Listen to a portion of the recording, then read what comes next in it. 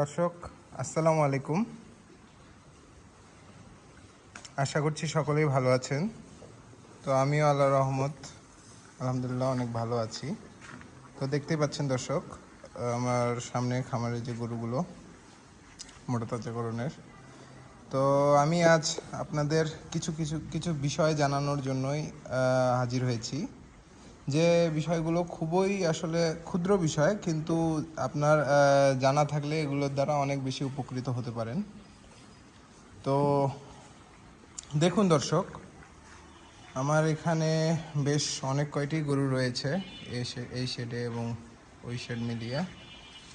কিন্তু আপনারা দেখতে পাচ্ছেন যে আমার এখানে আসলে গরুর খাবারের জন্য কোনো চারি সিস্টেম নেই। চারি অর্থাৎ যে গরুর খাবারের যে পাত্র তৈরি করা হয় উঁচু করে, তো আমরা এই জিনিসগুলো মূলত তৈরি করিনি। তো এটি তৈরি না করার অবশ্যই কিছু কারণ রয়েছে। যেমন দেখতেই পাচ্ছেন দর্শক, আমরা যে ঘাস খড় দিয়েছি এটি গরু একেবারে গ্রাউন্ড লেভেল থেকে খাচ্ছে। আমরা বলতে পারি ফুড লেভেল, অর্থাৎ দেখুন এপাশ এবং এপাশের আসলে তেমন একটা তফাৎ নেই। আমরা গরুর পিছনে যে আপনারা পা দেখতে পাচ্ছেন, সেখান থেকে এই প্ল্যাটফর্মটি মূলত 5 থেকে 6 ইঞ্চি উঁচু। মাঝখানটি বেশি উঁচু রয়েছে এবং সাইডে একটু ঢাল রয়েছে। তো যে জায়গা থেকে খাচ্ছে আপনারা দেখতে পাচ্ছেন, সেটি মূলত তার পায়ের থেকে 4 ইঞ্চি মতো উঁচু। অর্থাৎ বলতে গেলে গরুর ফুড লেভেল থেকেই আমরা খাবার দেওয়ার চেষ্টা করি। তো এটি দেওয়ার বিশেষ কিছু কারণ রয়েছে। যে আমরা মূলত এটি দেওয়ার যেটি প্রধান কারণ, যে গরু যখন আপনাদের ফুড লেভেল থেকে খাবে তখন গরুর মুখে অনেক বেশি লালা নিঃসরণ হয়, যার কারণে গরুর ডাইজেশন সিস্টেমটা ভালো থাকে এবং গরুর হজম ক্রিয়া ভালো হয়।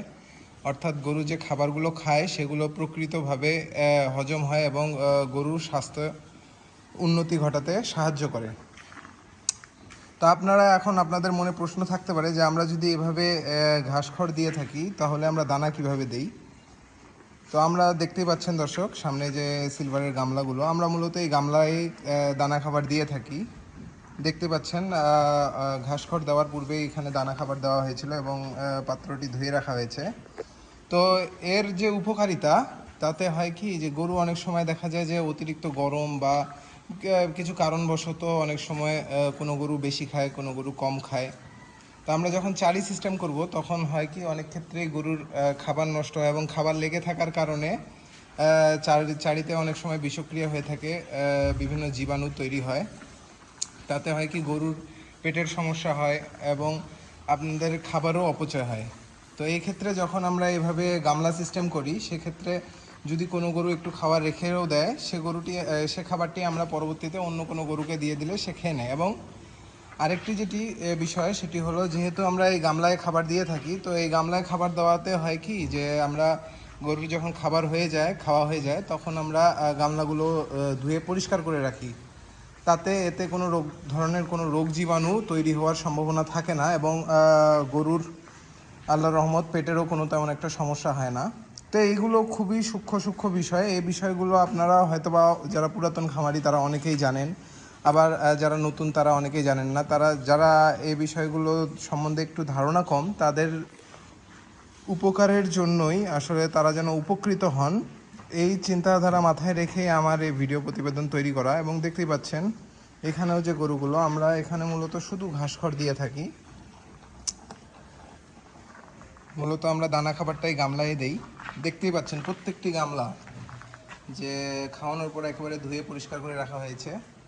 তো এতে আপনার গরুর স্বাস্থ্যগত দিকগুলো আপনার সুনিশ্চিত হবে যে আসলে গরুর যেন কোনো ধরনের কোনো পেটের সমস্যা কিংবা ব্যাকটেরিয়াজনিত সমস্যা না হয়। সেক্ষেত্রে এটি খুবই কার্যকরী। এবং দেখতেই পাচ্ছেন আমরা চারপাশে আমাদের গরুর জন্য কোনো চারি নেই। আমরা মূলত এখানে দেখতেই পাচ্ছেন যে আমরা একটি গরুর হাঁটু লেভেল পর্যন্ত আমরা একটি ওয়াল দিয়েছি। তার উপর আমরা মূলত যে SS পাইপ বলা হয় সে পাইপগুলো আমরা দিয়েছি, 2 ইঞ্চির পাইপগুলো। তো এগুলো দেওয়ার মূলত কারণ হলো গরু যেন পার হয়ে না যায়, এপাশে যেন পার হয়ে না আসে। সেক্ষেত্রে দেখতেই পাচ্ছেন দর্শক যে গরুর পুরো বডি পাইপের ওই পাশে, শুধু তারা মাথা ঢুকিয়ে খাচ্ছে এই পাশে। তো এগুলো খুবই সূক্ষ্ম বিষয় কিন্তু খুবই কার্যকরী। হ্যাঁ, আপনারা যখন খামার করবেন অবশ্যই অভিজ্ঞ খামারি যারা রয়েছেন তাদের পরামর্শ নেবেন, বা আশেপাশের বড় ভাই যারা এগুলো নিয়ে আসলে কাজ করে, তো তাদের পরামর্শ নিয়ে আগাবেন। তাতে হবে কি, আপনাদের খরচ কম হবে এবং আপনারা খামার করে উপকৃত হবেন বা লাভবান হবেন ইনশাল্লাহ। দেখুন, আমরা যদি এখানে চারি করতাম তাহলে আমাদের অনেক টাকা আরও লেগে যেত। তো সেক্ষেত্রে আমরা একেবারেই ওপেন সিস্টেম রেখেছি। তো তাতে হচ্ছে কি, গরুরও আসলে হজম ক্রিয়া বা ডাইজেশন সিস্টেমের যে ব্যাপারগুলো আমরা বললাম তার দিক দিয়েও গরু উপকৃত হচ্ছে। এবং একটা জিনিস কি, গরুর আপনার যত হজম ক্রিয়া ভালো হবে তত আপনার গরু খুব দ্রুত স্বাস্থ্য গেইন করবে। অর্থাৎ গরুর যে খাবারটি খাবে সে তার পুরো খাবারটি কার্যকরী হবে তার স্বাস্থ্যের উন্নতির ক্ষেত্রে। তো দেখুন দর্শক, আসলে আমি যে শুধু বলার জন্য বলছি তা নয়, আমার নিজের খামারেই আমি এই যে বিষয়গুলো আমরা মাথায় রেখে করেছি, তো সেইগুলোই আমি আপনাদের সামনে তুলে ধরছি। এবং দেখুন, প্রত্যেকটি গামলাই মাসাল্লাহ যে গরুর খাবার খাওয়ানোর পর ধুয়ে রাখা হয়েছে। তাতে হয় কি, গরুর আসলে স্বাস্থ্যগত দিকগুলোও সুনিশ্চিত হয় এবং মোটা তাজাকরণের ক্ষেত্রেও আসলে খুবই সূক্ষ্ম বিষয়, যে আসলে এগুলো অনেকের মনে হতে পারে যে এগুলো আসলে কোনো বিবেচনার বিষয় না, কিন্তু খুব সূক্ষ্ম বিষয়, কিন্তু বেশ কার্যকরী। তো এই বিষয়গুলো আসলে আমরা আপনাদের সামনে তুলে ধরছি, যেন আপনারা ভবিষ্যতে যারা খামার করতে ইচ্ছুক বা খামার করতে চাচ্ছেন তারা যেন উপকৃত হন এবং আপনারা খামার করে সফল হতে পারেন। তো এই সূক্ষ্ম সূক্ষ্ম বিষয়গুলোই আমি আপনাদের সামনে তুলে ধরার চেষ্টা করেছি। তো আজ মূলত আমার ভিডিও প্রতিবেদনটি এই বিষয়টির উপরেই ছিল। তো আপনারা আশা করছি উপকৃত হবেন এবং আমার জন্য সকলেই দোয়া করবেন। দেখুন, মূলত বিকেলের খাবার দেওয়া হয়েছে গরুগুলোতে। তারা দানা খাবারের পর এখন ঘাসখড় খাচ্ছে। আমরা ঘাসখড় কীভাবে খাওয়াই সেটি আমি পূর্বের একটি প্রতিবেদনে বলেছিলাম, যে আমরা ঘাস এবং খড় একত্রে কেটে খাওয়াই। এবং আরেকটি জিনিস অনেকেই যেটা ভুল করেন, যে আপনারা জিরো কাট যেটা বলে খড়, তো আপনারা সেভাবে জিরো কাট কেটে আসলে অনেক সময় গরুকে খাইয়ে থাকেন খড় পেট ভর্তি রাখার জন্য। এটি একেবারেই আপনাদের মিসকনসেপ্ট। আপনারা এই বিষয়টির থেকে বেরিয়ে আসবেন, কারণ জিরো কাট খড় আসলে কখনোই গরুর জন্য না, এটি মূলত ছাগলের জন্য যে বিষয় খাবার, মানে অনেকেই এই খাবারটি ছাগলকে খাইয়ে থাকে, এটি মূলত ছাগলেরই খাবার। তো আপনারা যখন জিরো কাট খড় খাওয়াবেন গরুকে, গরু মূলত জাবর কাটবে না। এটি আপনারা যে আপনাদের গমের ভুসি বা এই ধরনের যে বিষয়গুলো, ভুসি টাইপ যে বিষয়গুলো রয়েছে, এগুলোর মতো তারা গিলে খাবে।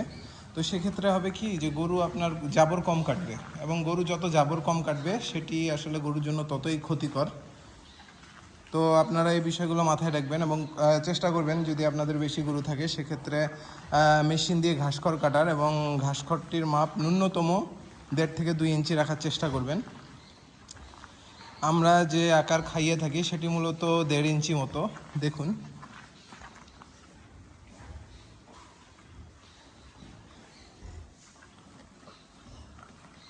হ্যাঁ, তো আপনারাও চেষ্টা করবেন যাতে গরু আপনাদের বেশি বেশি জাবর কাটে। এবং গরুকে সবসময় খাবারের উপর রাখবেন না, আপনারা নির্দিষ্ট কিছু টাইম সিলেক্ট করবেন, যে আসলে আমরা হয়তোবা ঘাস খাওয়ার দিনে 3 বেলা যদি খাইয়ে থাকি, সেক্ষেত্রে আমরা সকালে কখন দেবো, দুপুরে কখন দেবো এবং সন্ধ্যায় কখন দেবো, এই বিষয়গুলো আপনারা মাথায় রেখে কাজ করবেন। এবং দানা খাবার চেষ্টা করবেন দুবারই দেওয়ার। এবং এটি বলারও একটি কারণ রয়েছে, মূলত আপনার